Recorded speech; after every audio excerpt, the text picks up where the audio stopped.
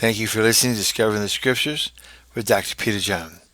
Currently, we are in Daniel chapter 8, verse 2. Reading first from the King James Bible, quote, "And I saw in a vision, and it came to pass, when I saw that I was at Shushan, in the palace, which is in the province of Elam. And I saw in a vision, and I was by the river Ulai." Unquote. Reading now from the Young's Literal Translation. "And I see in a vision, and it cometh to pass in my seeing, and I am in Shushan, the palace that is in Elam, the province. And I see in a vision, and I have been by the stream Ulai." Unquote. Reading the verse now in context. The paragraph starts with Daniel chapter 8 verse 1 through Daniel 8 verse 4. Reading from the King James Bible, quote, "In the 3rd year of the reign of King Belteshazzar, a vision appeared unto me, even unto me Daniel, after that which appeared unto me at the first. And I saw in a vision, and it came to pass, when I saw that I was at Shushan in the palace, which is in the province of Elam. And I saw in a vision, and I was by the river of Ulam. Then I lifted up my eyes and saw, and behold, there stood before the river a ram, which had 2 horns, and the 2 horns were high, but one was higher than the other, and the higher came up last. I saw the ram pushing westward, and northward, and southward, so that no beast might stand before him. Neither was there any that could deliver out of his hand, but he did according to his will, and became great."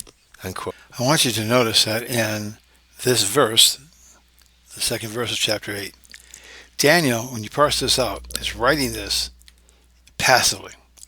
The whole thing, he's writing passively.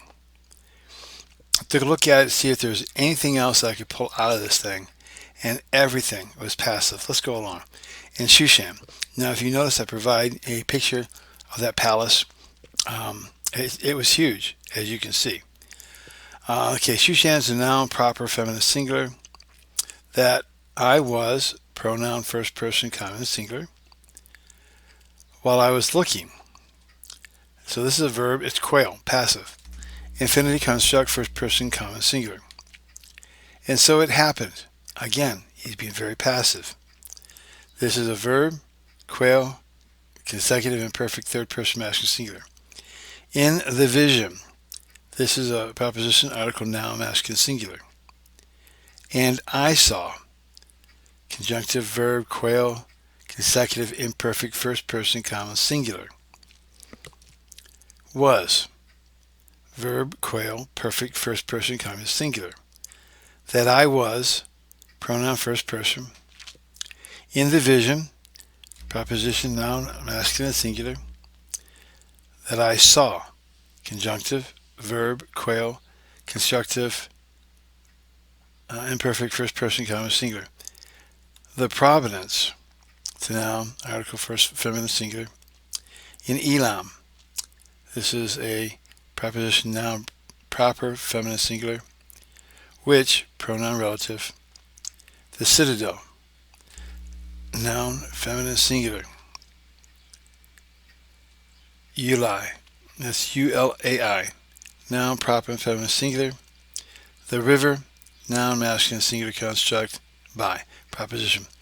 So as you can see, this whole thing was written passively. He's just passively writing down this. I'm going to read it in the raw form for you. In Shushan, that I was, while I was looking, and so it happened, in the vision. And I saw, was that I, in the vision, and I saw the providence in Elam, which is the citadel, Ulai, the river by. That's the raw form of this. Now, let's see what else we can pull from this. I don't think Daniel had any idea about the reality of what he was just doing, because it was Suzanne that Alexander the Great had his massive wedding when he conquered, before he killed himself, when he became the ruler of everything, it seemed to him, what was left to conquer. So he's talking about this vision, which we know to have been Alexander the Great. And Alexander the Great was exactly in this palace when he had the massive group wedding, making sure that he would interweb the leaders of the surrounding governments and countries with officials and families his. He was there. I was awakened this morning early by the Lord when he said, I want you to look at, Susan, I want you to look at chapter 8 verse 2, and I want you to look at Alexander the Great. I said, why? So I got up and did so and found out that in fact this actually, if you put two and two together, gives Daniel's book credentials, because one of the prophecies that he talked about is Alexander the Great, which happened 200 years after he wrote it.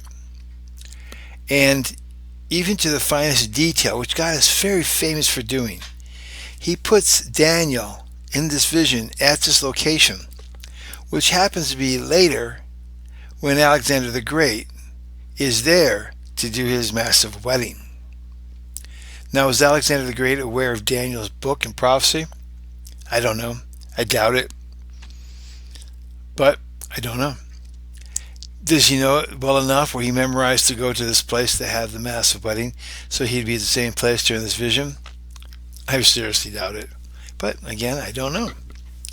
But I do know that this verifies and gives credentials to Daniel and his ability to hear from God and to write down the prophecies, because this one was fulfilled. Now, I'm going to read John Gill's commentary on this because I find it perfect. So let me read it to you. And I saw in a vision the following things. And it came to pass when I saw that I was at Shushan, or Susan, in the palace, which is in the province of Elam. Not in reality, but so it seemed to him in the vision, as Ezekiel, when in Babylon, seemed to be in the visions of God to be at Jerusalem. We see that in Ezekiel chapter 8, verse 3. I'm going to read that from the King James Version. Quote, And he put forth the form of a hand, and took me by the lock of my head, and the Spirit lifted me up between the earth and the heaven, and brought me to the visions of God to Jerusalem, to the door of the inner gate, and looketh towards the north, where was the seat of the image of jealousy, which provoketh to jealousy. Unquote. Footnote, as we get to Ezekiel 8:3, you'll see that this jealousy thing it has to do with idols. It's just absolutely horrible. Let's continue with John Gill. This city, Shushan, or Susa, S-U-S-A, as it is called by other writers, and signifies a lily, was so called from the plenty of lilies that grew about it, or because of the pleasantness of it. It was the metropolis of the country Suzam, which had its name from it, and was afterwards the royal seat of the kings of Persia. This was first made so by Cyrus, for Strabo says that he and the Persians, having overcome the Medes, observing that their own country was situated in the extreme parts, and Susa more inward, and nearer to other nations, being, as he says, between Persia and Babylon, set his royal palace in it, approving both the nearness of the country and the dignity of the city. Here the kings of Persia laid up their treasures, even prodigious larger ones. Hence, Aristogorus told Cleomenes that if he could take the city, he would vie and might contend with Juniper for riches. For Heather, Cyprus carried whatever money he had in Persia, even 40,000 talents, some say 50. Alexander, when he took the city, found a vast quantity of riches in it.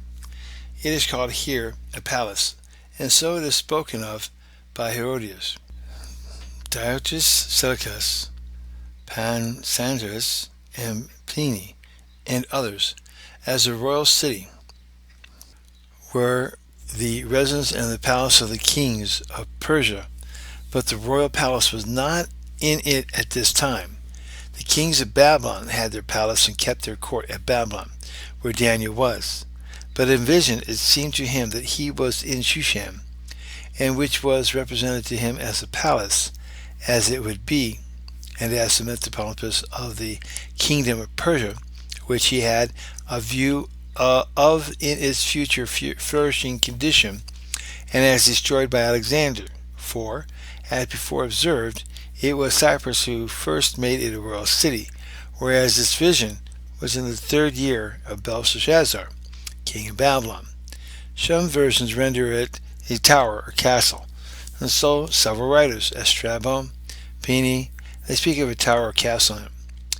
Diodorus Siculus says, when Antigonus took the tower of Susan, he found in it a golden vine and a great quantity of other works. So the value of 15,000 talents, or out of crowns and other gifts and spoils, he made up 5,000 more.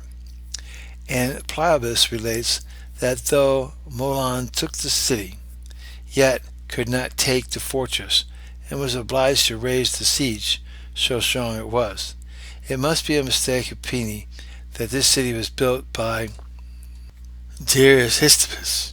He could only mean it was rebuilt, or rather enlarged by him, since it was in being long before his time, and even a royal city in the times of Cyprus. Strabo says it was built by Teton, the father of Medanon, was encompassed a 15 miles of an oblong figure, and the tower was called after his father's name. And he goes on with a lot more what people say in their writings. But going further down, he says the Jewish commentators on the Mishnah commonly say that this was ordered by the king of Persia, and the people of Israel might stand in awe of them and not rebel against them. And he's here talking about the great tower that is there. Their famous author or editor of their dictionary says that this was done that the Israelites, when they saw it, might remember their captivity in it. But a chronologer of theirs gives this as the reason that the children of the captivity made this figure, that they might remember the miracle of Purim, Queen Esther, which was made in Shushan. And this, he says, is a good interpretation of it. This city was in the province of Elam, that is Persia, as it is called in Isaiah chapter 21, verse 6, reading from the King James Bible, quote, "For thus hath the Lord said unto me, Go, set a watchman, let him declare what he seeth." And Pliny observes that Elymas joined to Persia and the country of Susan, so called from Susa, its chief city, was according to Strabo and Ptolemy a part of Persia, and here Daniel in vision thought himself to be, and a very suitable place for him to have this vision in, which was so much concerned the affairs of Persia. "And I saw in a vision, and I was by the river," and it's spelled Ulai. That is, in vision, it seemed to the prophet that he was upon the banks of the river Ulai, the same with the surrounded the city of Susan of Susa, the water of which was so light, as Strabon observes, that it was had in great respect, and the kings of Persia would drink of no other, and carried it with them wherever they went. Herodias and Clertus made mention of the river that ran by Susa, and said the very same things of its water, from whence it might be concluded it was one and the same river, called by different names, though Strabo takes notice of them together as if they were distinct. Yet he, from Polyclus, makes them with Tigris to disassemblage into the same lake, and from thence into the sea. The river which runs by Shushan, now called Souster, according to Monsignor Trevenant, is Caron, Caron, and comes from the hills about it, and is thought to be the coast of the ancients, near to which, as he was told, is the hill that now goes by the name of Kos, so that upon the whole they seem to be one in the same river. The Vulgate Latin version renders it by the gate Ulai, a gate of the city of Shushan, so called, and so Cedas Gaion interprets it a gate by the former sense is best. So as you can see from John Gill and from this verse, there's a lot of detail here that does not make much sense unless you put it into the light of prophecy being fulfilled before the prophecies of the end days, to give him credence that the Lord does in fact talk through him. But Daniel is writing this very passively, so he's not tuning his own horn. But we can, because we see what happens afterwards. So as you can see with all the evidence of things that we have looked at, all for a reason, when you put this all together, this shows us that Daniel is just basically writing down what took place.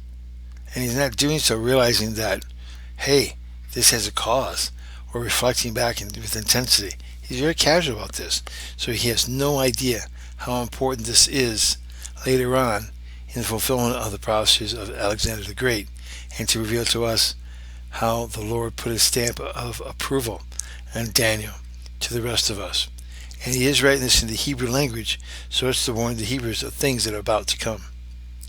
Now, with that being said, please continue to listen to this as we go through the Bible verse by verse, so you can get the meat of what is meant in each verse. You can put it together, come up with your own doctrine and conclusions, for that's the purpose of this, so that everyone, all Christian, can sit there and think about this and meditate and pray about it, and let the Holy Spirit, their teacher, teach you, just like I was awakened by this last night, actually this morning, and God gave me the information, and he will do so for you. If you like this, please hit the like button, and also tell others, so they can hit the subscribe button and the bell button below, so they can be notified of more of Discovering the Scriptures, which is my main ministry. God bless, and please hit all the ads that you see when this channel comes up, because I am paid a stipend from the advertisement. It's not much, $300 to $400 a month, but it does help. Thank you, and God bless, and keep me in your prayers.